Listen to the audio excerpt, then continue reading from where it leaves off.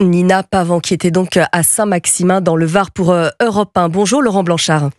Bonjour. Journaliste à la Provence. Alors on l'a entendu dans le reportage de Nina, une famille évidemment soulagée, j'ai envie de dire, d'avoir pu donner enfin une sépulture à son enfant 19 mois après sa disparition. Il repose enfin en paix, le petit Émile. Tout à fait, oui. Ça fait 10 mois que l'enfant a disparu dans le hameau du Haut-Vernay, dans les Alpes-de-Provence.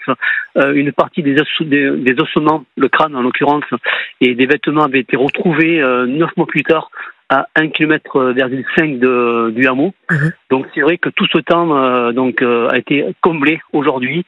Ils peuvent tourner la page, si on peut dire, et se reconstruire complètement. Parce que c'est vrai que c'est une famille très croyante et que le prêtre qui a officié, d'ailleurs, c'est un proche également de la famille.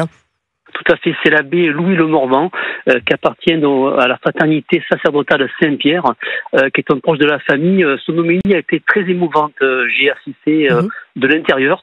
Il a notamment rappelé qu'Émile désormais était au soutien de nous tous, et que c'était un message. Donc voilà, donc une émotion, une homélie empreinte d'émotion, et devant 400 personnes, des proches de la famille, ainsi que des fidèles, des anonymes qui ont toujours soutenu la famille durant ces longs mois. Et c'est vrai, Laurent Blanchard, qu'on a tous été extrêmement touchés, notamment par cette photo du petit garçon avec son pissenlit derrière l'oreille, cette disparition brutale. C'est un fils, c'est un petit-fils, c'est un petit frère pour quasiment toute la France.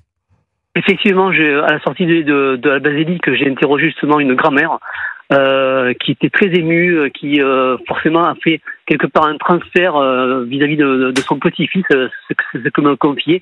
Elle était inconsolable à la sortie de la basilique. Elle était venue justement de Marseille directement en bus. Donc, tout ça pour vous dire que toute la France, comme vous disiez justement, toute la France s'est sentie concernée par ce drame. Et on se souvient d'ailleurs de toutes les battues, les personnes qui avaient participé au risque peut-être d'empiéter sur l'enquête. Vous avez couvert, vous, cette affaire depuis le début. Est-ce que vous avez une théorie ? Non, toutes les pistes sont aujourd'hui encore ouvertes, elles sont encore à explorer. Les pistes d'une version qui voudrait que l'enfant se soit égaré et soit mort de mort naturelle, comme la piste de l'homicide volontaire ou involontaire, accidentel, avec peut-être dissimulation du corps. Voilà, toutes les hypothèses sont aujourd'hui toujours en cours. Ça renforce évidemment le mystère autour d'Émile. Et ce qui en fait une affaire particulièrement spéciale, j'imagine, pour vous. Est-ce que vous aviez déjà couvert de grands faits divers comme ceci, ou est-ce que c'était une première fois? Et c'est vrai que ça prend beaucoup de temps, de réflexion, d'enquête également. Non, ce matin, justement, dans nos colonnes, j'ai interrogé Alain Bauer, professeur en criminologie, qui me disait justement que l'affaire Émile faisait partie de 10 affaires non résolues les plus importantes en France. Donc, tout ça pour vous dire, tout ça pour vous indiquer l'échelle de valeur de cette affaire qui marque tout le pays et qui n'est pas près de se terminer, puisque l'issue de cette enquête reste à déterminer. Eh bien, je vous remercie d'être venu en parler sur Europe 1 aujourd'hui, Laurent Blanchard, vous qui couvrez cette affaire pour la Provence depuis le début.